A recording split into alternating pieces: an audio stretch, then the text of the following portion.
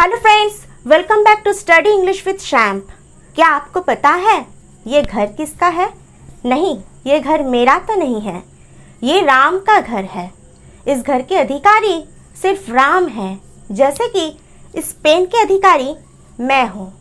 This is my pen. तो ये राम का घर है, ये मेरा पेन है, इस पेन की अधिकारिणी मैं हूँ, उस घर का अधिकारी राम है। तो किसी चीज़ के ऊपर अधिकार को हम क्या कहते हैं इंग्लिश में? हम कहते हैं possess. Ram possesses this house. I possesses this pen. अब I possesses this pen, Ram possesses this house, इसको हम दूसरे तरीके से क्या कहते हैं? राम का घर, मेरा पेन। अब राम का घर, मेरा पेन, इसे हम इंग्लिश में कैसे लिखेंगे? We can write this in two ways. The first is Ram's house and the next is house of Ram. Ram's house and house of Ram, इन दोनों का मतलब एक ही है, राम का घर। फिर इन दोनों में डिफरेंस क्या है? डिफरेंस बहुत छोटा सा डिफरेंस है। Ram's house, यहाँ पे हमने We have given importance on Ram. Ram का घर, किसी और का घर नहीं, सीता का नहीं, रिया का नहीं, राकेश का नहीं, सिर्फ राम का घर। And the second, house of Ram. We have given importance here on the word house.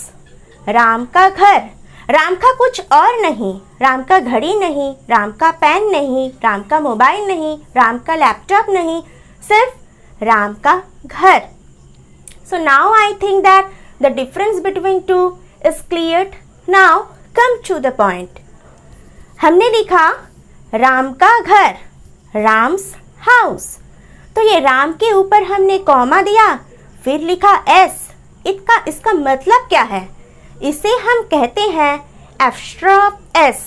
Ram का घर, राम का घर, राम एंड घर के बीच में जो का आता है, राम का घर, उसके लिए हम एपस्ट्रॉफ एस यूज करते हैं।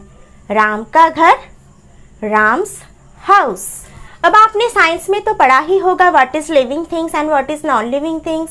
लिविंग थिंग्स हमें पता है, जो बोलता है, सोता है, खाता है, पीता है, उसे हम लिविंग थिंग्स कहते हैं। और जो वो सब नहीं करता, उसे हम नॉन लिविंग थिंग्स कहते हैं।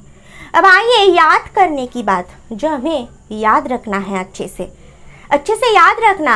हम लिविंग थिंग्स के साथ हमेशा एपस्ट्रॉफ एस यूज़ करते हैं, नॉन लिविंग थिंग्स के साथ हम कभी एपस्ट्रॉफ एस नहीं यूज़ करते। फॉर एग्जाम्पल, अगर हम कहें लड़के का घर, we can say boy's home. अगर हम कहें लड़की के घड़ी, we can say the girl's watch.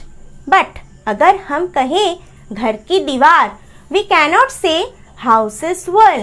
This is wrong. We cannot use here apostrophe s.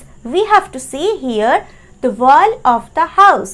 अगर हम कहें चेयर का पाँव, we cannot say chair's leg. We have to say leg of chair. Go to the next point. With compound nouns, we always use apostrophe s with the last word. For example, mother-in-law's behavior. Mother's-in-law behavior is wrong. Father's-in-law's cycle. This is wrong. We have to write father-in-law's cycle. Go to next. अगर हम कहें Sheila and रोहित's father, हमने शीला के साथ apostrophe S नहीं use किया, हमने रोहित के साथ एपस्ट्रॉफ एस यूज़ किया एंड हमने कहा Sheila and रोहित्स father.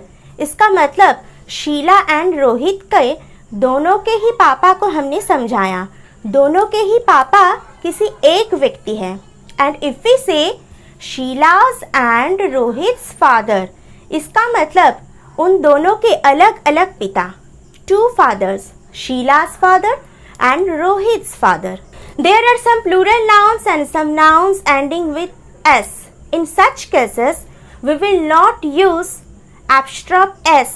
We will use only the apostrophe. without s. For example, girl. Girl तो एक सिंगुलर नाउन है और इसका प्लूरल है गर्ल्स. गर्ल के एंड में हम s ऐड करते हैं. अगर हम कहें लड़की का hostel, we can say that girls hostel. अगर हम कहें लड़कियों का hostel, we cannot say girls hostel, we have to say girls hostel. Girls के एंड में हम केवल एप्स्ट्रॉप यूज़ करेंगे विदाउट एस. एस हम नहीं ऐड करेंगे. Now go to next example. Kalidas work. कालिदास's work is wrong. John Keats' poem. John Keats' poem is wrong.